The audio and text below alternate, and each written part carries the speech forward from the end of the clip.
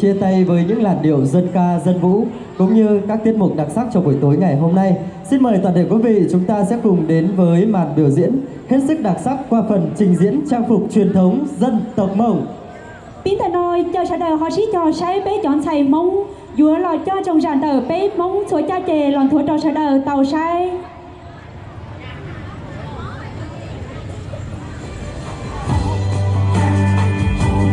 Thưa toàn thể quý vị, trang phục dân tộc vốn là niềm tự hào và cũng là bản sắc của các dân tộc các tỉnh miền núi phía Bắc, góp phần tô điểm cho vườn hoa văn hóa các dân tộc.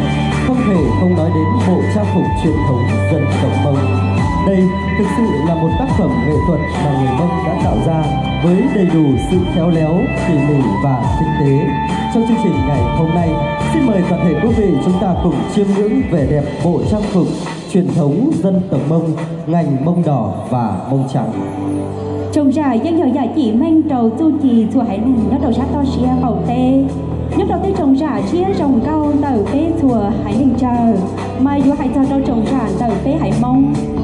Trồng rải tờ tê mông tê chỉ manh trầu kế sơ tề hô hình tờ tê kỹ dầu mông. Nhớ đầu kế húa ba chùa lò rể mò nò.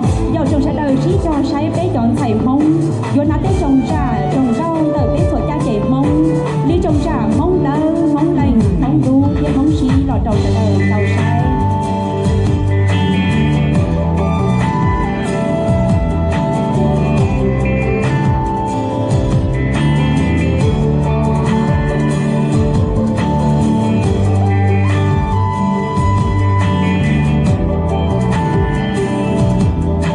Thưa toàn thể quý vị, và đầu tiên xin được trân trọng kính mời toàn thể quý vị sẽ cùng đến với màn trình diễn của em Vàng Thị Thanh đến từ huyện Điện Biên, em Lầu Thị Mỹ Hoa đến từ huyện Tuần Giáo, em Sùng Thị Dính đến từ huyện Điện Biên Đông đang cùng trình diễn trang phục truyền thống dân tộc Mông ngành mông trắng.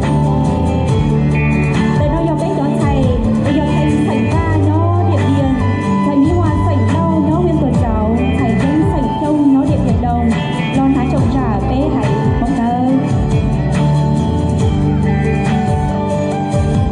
Và cùng khoe sắc lung linh trong trang phục ngành mông trắng, cùng chào đón sự trình diễn của em và Giang Ly, em Vàng Thị Diê, em Vàng Thị Thủy Dinh, em Vàng Ba Ganh đến từ huyện Điện Biên đang cùng khoe sắc trong bộ trang phục truyền thống của dân tộc mình.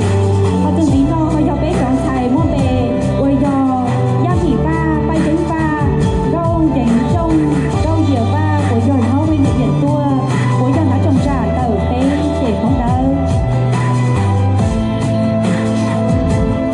Tiếp theo xin mời toàn thể quý vị sẽ cùng đến với phần trình diễn trang phục truyền thống dân tộc Mông ngành mông đỏ do em Thảo Thị Ly đến từ huyện Điện Biên, em Chớ Thị Phương đến từ huyện Mường Trà, em Ly Thị Vân đến từ huyện Tuần Giáo, cùng với em Sùng Thị Phua, em Thảo Thị Bảy đến từ huyện Tùa Chùa.